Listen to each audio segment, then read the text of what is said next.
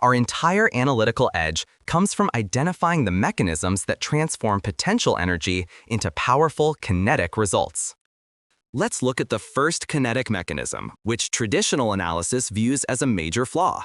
It's the negative working capital turbocharger. Standard analysis penalizes companies when current liabilities exceed current assets. But many of the greatest compounders operate this way by design.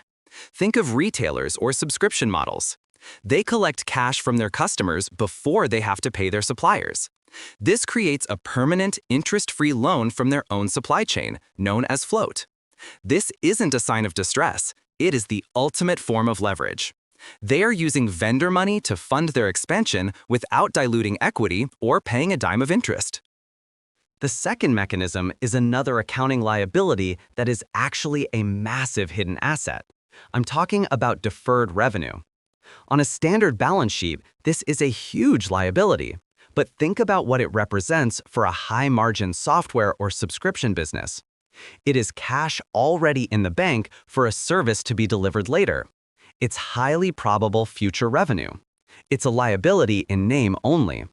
When I analyze these companies, I mentally reclassify about 80% of their deferred revenue from a liability to equity. This simple shift reveals the true economic leverage and health of the business model.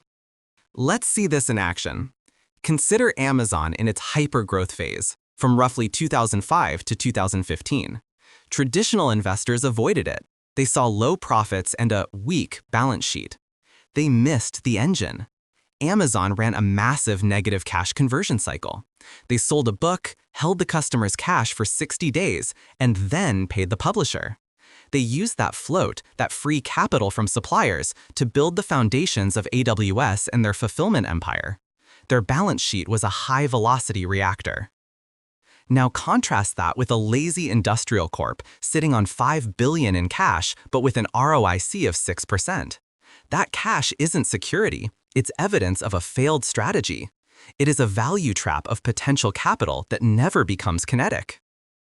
So how do you find these kinetic engines? You must adjust your screening criteria away from static safety and towards dynamic velocity. First, screen for companies with consistently negative cash conversion cycles.